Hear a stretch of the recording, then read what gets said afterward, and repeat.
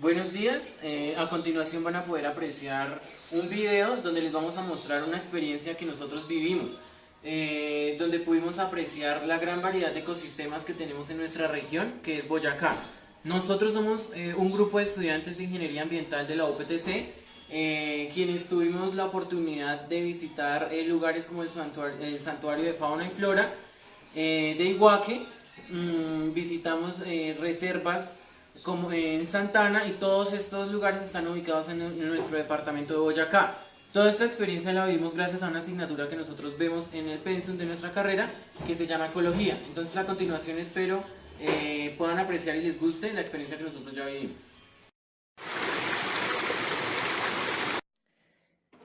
Esa mañana el sol brillaba con fuerza mientras nos preparábamos para emprender esta gran aventura de conocimiento.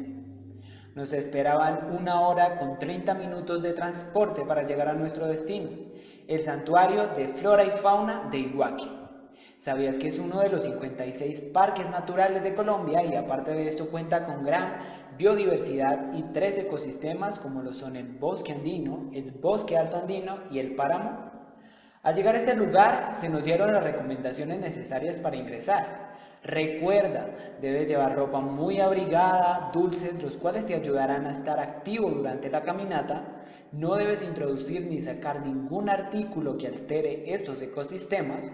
No debes hacer fogatas y además de ello no debes salir del sendero indicado. Antes de ingresar, se nos dio a conocer el mal de montaña. Los principales síntomas son los mareos, dolor de cabeza, náuseas, falta de apetito y agotamiento físico. Por ello, si llegas a sentir esto, deberás bajar un poco de altura para que el cuerpo pueda transportar de mejor forma el oxígeno. Dentro del parque puedes hospedarte de 2 formas diferentes.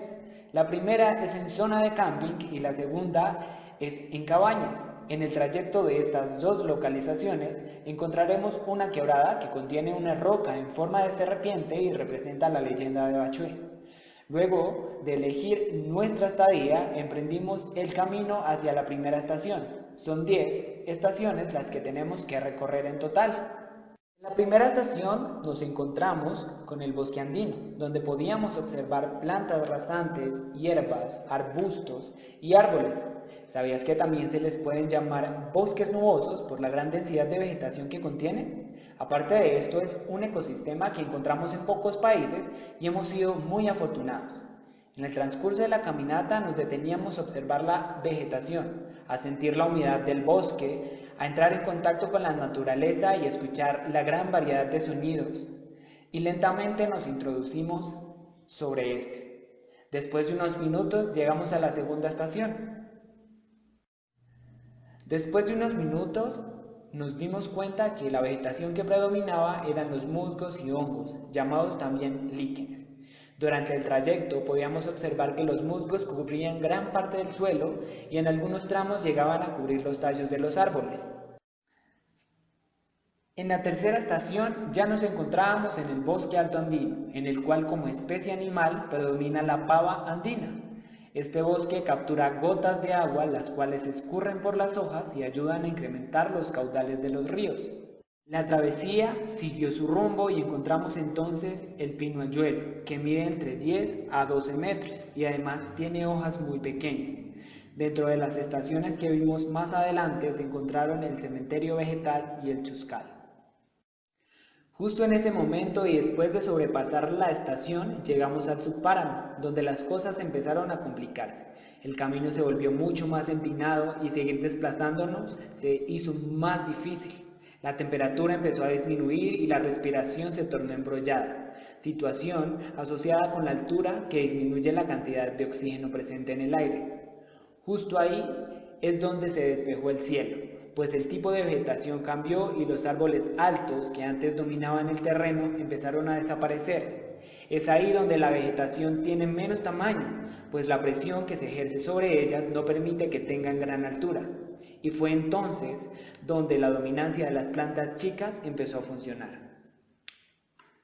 Luego de esto se empezó a observar más cantidad de arbustos y frailejones, Speletia. ¿Sabías que los frailejones solo crecen 1 centímetro por año y tienen la capacidad de absorber agua para la formación de corrientes de agua? Ya nos encontrábamos dentro del páramo Iguaque. La cantidad de agua aumentó, pues observábamos pequeños charcos y formaciones de gotas en las plantas. Es realmente asombroso encontrarse en conexión con el lugar que es capaz de purificar y regular el flujo de agua que nos tomamos todos los días. Al llegar a la laguna pudimos observar la estrecha relación entre el ecosistema terrestre y el acuático. La cuenca de esta laguna cuenta con un gran número de frailejones, lo que nos indicó que está bien conservada. Los frailejones o espeletia hacen parte de la familia más grande de plantas asteráceas, con la mayor riqueza y diversidad biológica, lo que les permitió pasar los años adaptarse a estas condiciones y por ende son únicas de páramo. Al tener gran cantidad de vegetación, se va a generar sombra o mayor carga de materia orgánica al cuerpo acuático, y consigo todas las interacciones que suceden dentro del agua, lo que nos permite el estudio de las comunidades que dentro de ellas se encuentran. Las comunidades típicas que podemos encontrar son el zooplancton, el fitoplancton, el perifitón, las macrófitas, que son plantas acuáticas vasculares, los macroinvertebrados, los invertebrados y peces que interactúan entre ellos. Sin embargo, este cuerpo de agua oligotrófico presenta una mínima cantidad de nutrientes y densidad de especies. En el río las condiciones cambian. El hecho de que haya movimiento ocasiona la ausencia de algunas comunidades, ya que son pequeños microorganismos que no toleran grandes corrientes. La presencia o ausencia de estos organismos nos sirven como indicador, conocidos como indicadores biológicos sobre la calidad del agua. Cuando se realizan estudios de lagos, lagunas o ríos, se emplean diferentes metodologías debido a su estructura. Esta laguna en especial es de origen glaciar. En Colombia existen dos tipos de orígenes, los tectónicos y los glaciares. Los de origen tectónico se han formado por fallas, hundimientos, fracturas y movimientos en la corteza terrestre que se van llenando de agua por efecto de la lluvia. Y el glaciar es ocasionado por las capas de hielo que se derritieron lentamente y arrastraron consigo las rocas y residuos vegetales, formando depresiones que posteriormente se llenaron con agua. Después de apreciar la laguna, nos pudimos ir en marcha. En el camino de regreso observamos detalladamente el frailejón, dándonos cuenta de la presencia de dos tipos de especies. Uno con hojas más verdes que favorecen la capacidad de fotosíntesis y observando su inflorescencia. Lo mencionado anteriormente podemos evidenciarlo a continuación viendo la respectiva flor. El día comenzó temprano. A las 5 de la mañana pudimos deleitarnos con la perfección del amanecer en Iguaque. La silueta de las montañas se dibujaba en el horizonte y detrás una mezcla de colores que era imposible dejar de observar. La belleza de la naturaleza a nuestra disposición, un día que nos permitía verlo nacer, una experiencia inolvidable.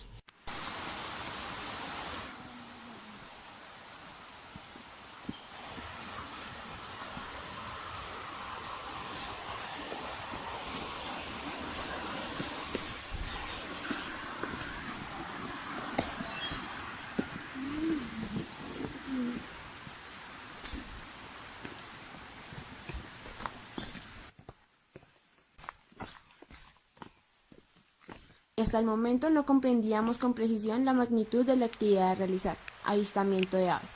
Sin embargo, al comenzar el descenso, la atmósfera se inundó de cantos, sonidos que se confundían con el viento y el agua, parecían ser unos saludos al nuevo día.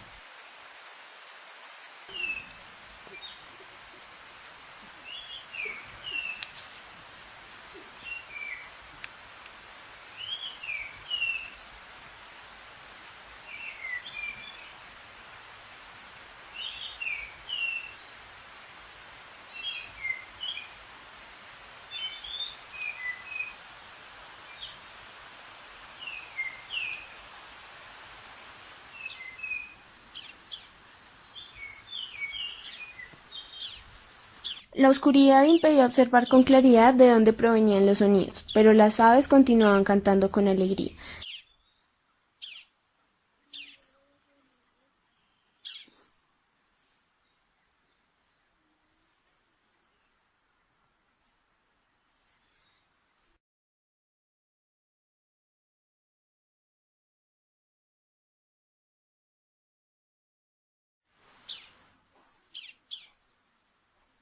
llenando cada espacio con esos sonidos especiales, confundiéndose con los cantos de otras aves. El frío era inclemente y resultaba sorprendente ver cómo en esas condiciones la naturaleza se manifestaba en todo su esplendor, de manera magnífica.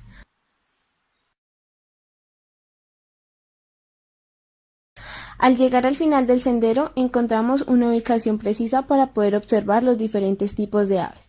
El día había iniciado cubriendo el cielo con azul claro. Nos distribuimos alrededor del sendero para lograr observar y capturar de manera precisa cada ave presente.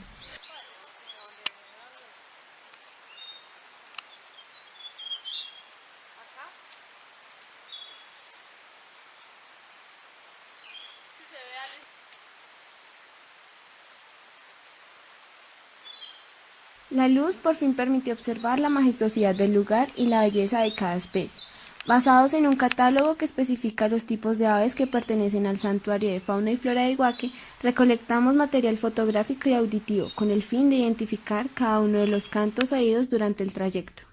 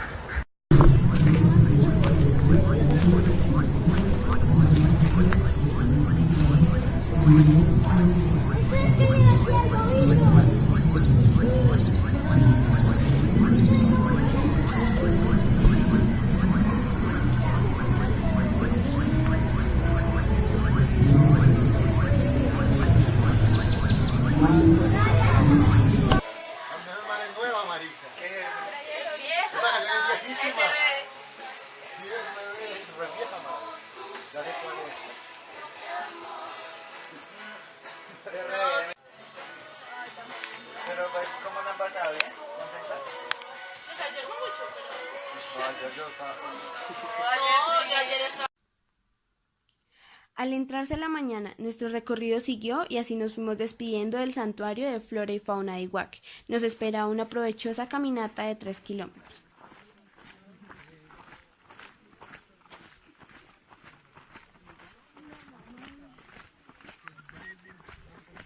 Nuestra primera parada técnica fue unos metros abajo, en una quebrada donde conocimos los dichosos macroinvertebrados acuáticos de los que tanto nos hablaba nuestra profesora en clase.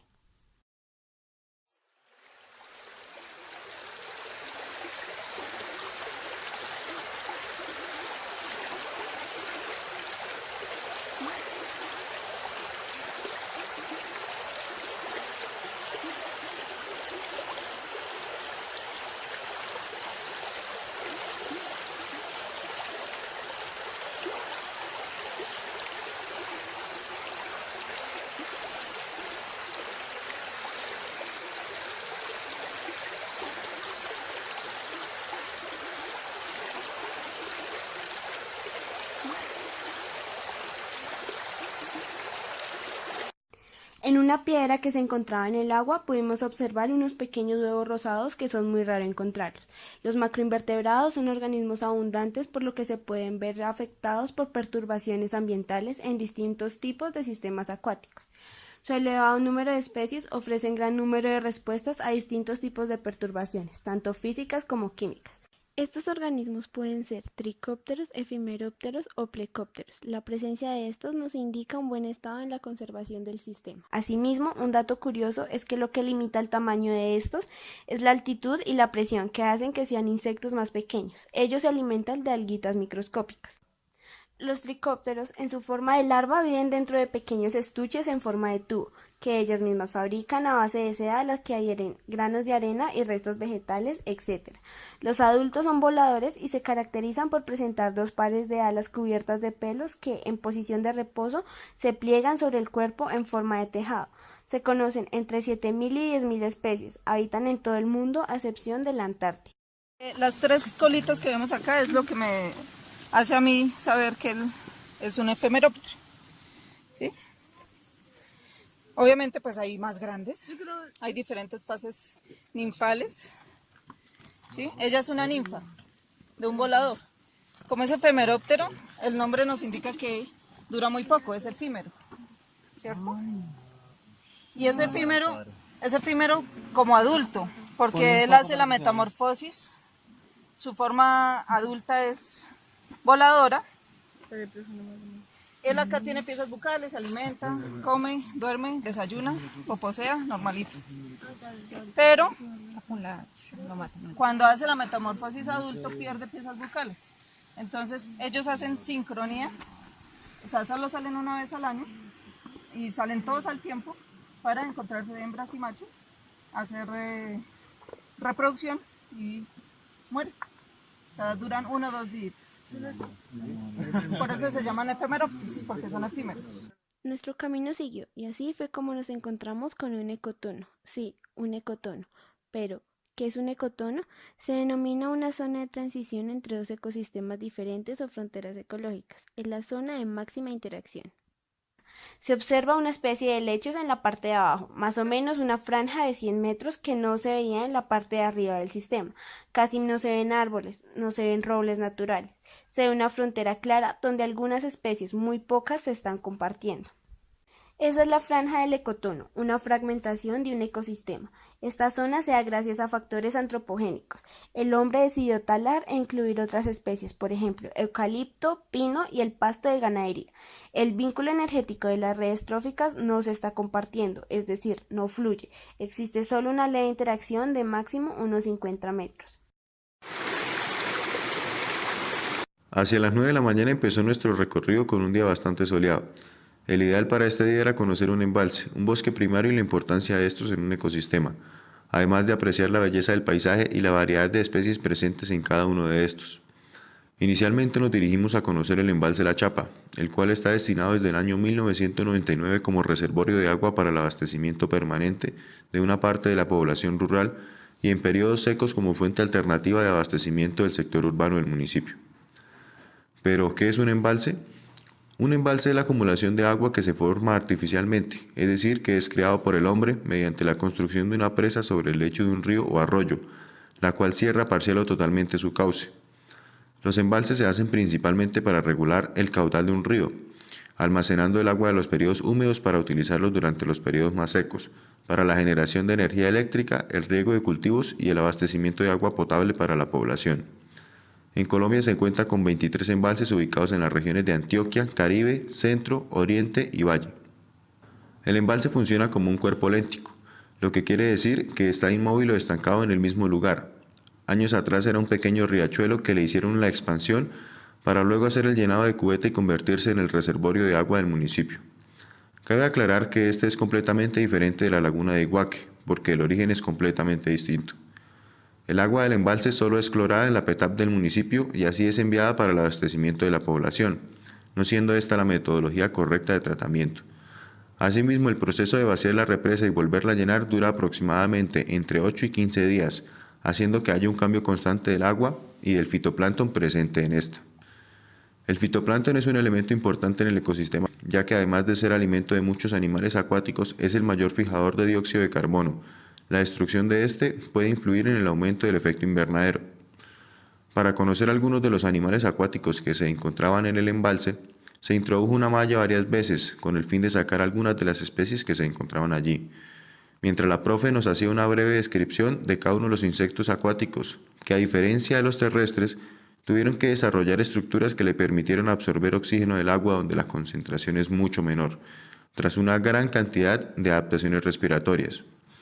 Dentro de los insectos que se pudieron apreciar están los de orden Coleóptero, Hemíptero, Odonatos, Plecóptero, Eferóptero y Tricóptero. Oligoqueta. Es una sanguijuela, no es hematófaga, puede llegar a ser demasiado grande y absorbe demasiada sangre. Deja su proboscis como si tuviera una lengua grande, se engancha con unos dientes que se llaman estiletes, mete el proboscis y empieza a absorber. Velostomatidae. Tienen cuidado parental, generalmente cargan sus huevos en su espalda. Un velostomátido más grande tiene el nombre como cucaracha de agua. Es terrestre pero se acopla a los ecosistemas acuáticos para comer bichitos. Él con un movimiento hidrostático saca su gancho y trae su presa. Es un gran depredador. Naucoridae. Conocidos comúnmente como los insectos del agua que se arrastran, son muy similares en apariencia y comportamiento a los chinches de agua gigantes. Odonato de la familia Libellulidae. Son indicadores de buena calidad hídrica, porque necesitan buena oxigenación. Además pueden ser depredadores. Él tiene un prementón que lo utiliza para cazar. Tiene unas pinzas que sirven como remo. Son muy rápidos. Oruga de orden Lepidoptera. Es muy fuerte, tiene 3 pares de paticas verdaderas que están al pie de la cabeza y 5 pares de paticas falsas que están al final. La cola es una de ellas. Y esta es la fase infantil de ellos. Después desarrollan una pupa. Esta es muy sensible si se toca, así como la de las mariposas, que si se toca, se muere. Planaria. Pequeñas que tienen un tamaño de pocos milímetros hasta algunas que superan el centímetro y cuya esperanza de vida es de pocas semanas. Son organismos de vida libre, es decir, no son parásitos. Cuerpo blando, alargado y deprimido con forma de lanza. Una vez terminada la descripción, seguimos caminando por una carretera a llegar a un sendero que nos conduciría al bosque primario. Mientras caminábamos se nos iba acabando el agua. En ese momento entendimos de la importancia de este vital recurso cuando no se dispone de él. Durante este recorrido nos encontramos con plantaciones de café, las cuales se caracterizan por desarrollarse en climas con una temperatura óptima que oscila entre 19 y 21.5 grados centígrados. En climas fríos, donde la temperatura media es menor de 19 grados centígrados, las variedades de café se desarrollan menos, su producción es menor y la cosecha se distribuye a lo largo del año. Y en climas calientes, donde la temperatura media es mayor de 21.5 grados centígrados, la vida productiva del cafeto es más corta, la cosecha más temprana y más concentrada. El ataque de la roya es más severo y se incrementan plagas como la broca y el minador. Simultáneamente también nos encontramos con grandes plantaciones de caña de azúcar. Esta planta tiene propiedades inimaginables, además que se usa para fabricar azúcar. Es fuente de materias primas para una amplia variedad de derivados como el papel, cartón, saborizantes, entre otros. La caña de azúcar pertenece a la familia de las gramíneas. Tiene un tallo leñoso, de unos 2 metros de altura, hojas alargadas de textura ásperas y gruesas y flores de color púrpura. Esta planta es uno de los cultivos más antiguos. Se tiene conocimiento que hace 3.000 años se empezó a cultivar en el sudoeste de Asia, específicamente en Nueva Guinea.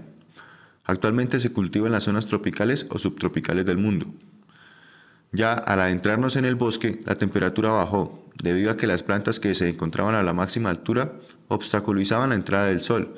El ambiente se sintió diferente, con una tranquilidad al interior de este. Pudimos apreciar otro tipo de ecosistema, diferente al que habíamos observado anteriormente. En el bosque se podía apreciar diversas interacciones de la naturaleza, como parasitismo, mutualismo, comensalismo, amensalismo y principalmente las interacciones presentes entre los insectos y las plantas. En este, el porcentaje de herbivoría es alto, afectando en gran medida a las plantas más dulces, las cuales se caracterizan por el grosor de sus hojas, el sabor de estas y la respuesta ante el insecto, siendo algunas más atractivas al insecto.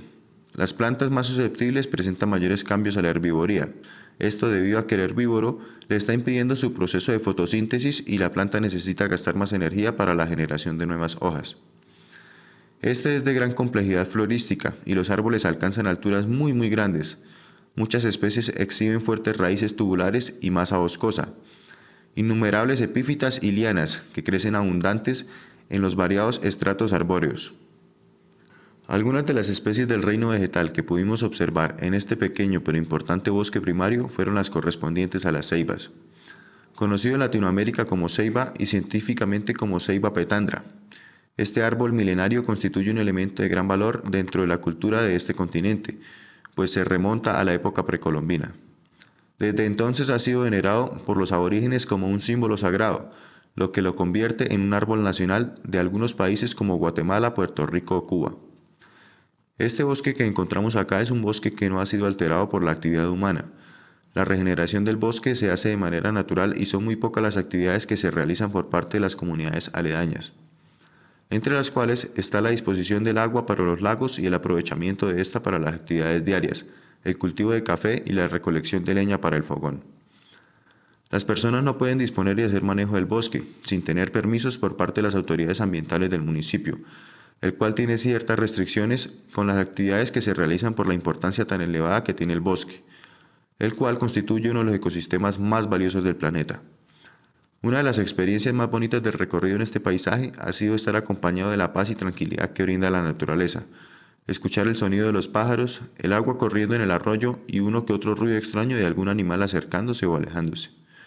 Al observar al interior del bosque se podía ver que algunos árboles estaban más viejos y hermosos, teniendo años y años en ese lugar y albergando una diversidad de especies, dentro de las que podíamos observar estaban mariposas, arañas, diferentes insectos, hormigas, saltamontes, ciempiés, uno que otro pájaro que no se dejaba fotografiar e innumerables especies de flora calificada por estratos dependiendo del tamaño y el tiempo de estas. Algunos ejemplos de estas diversidades de especies mencionadas son los siguientes. Los diplópodos son una clase de mariápodos que se caracterizan por tener dos pares de patas articuladas en la mayoría de sus segmentos corporales, dobles o diplosegmentos.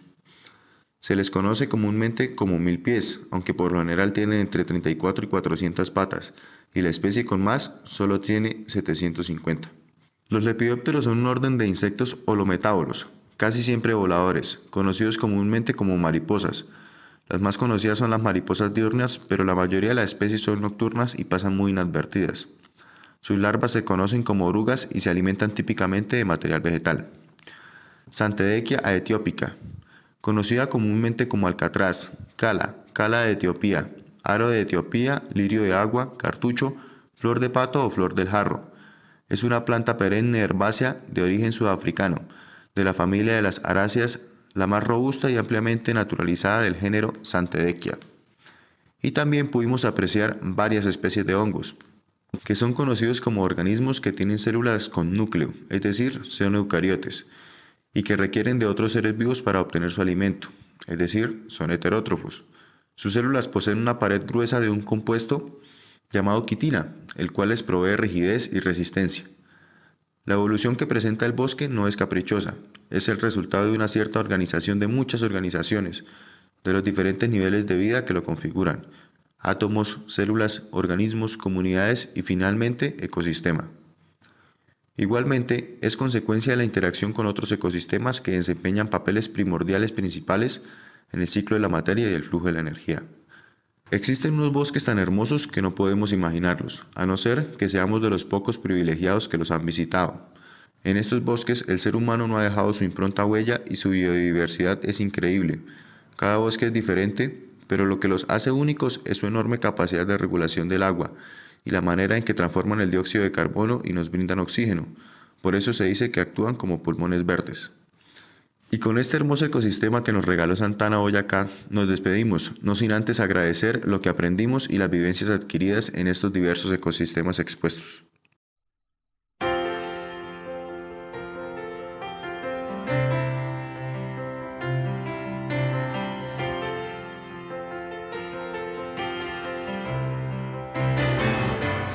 I believe in woman, my oh my.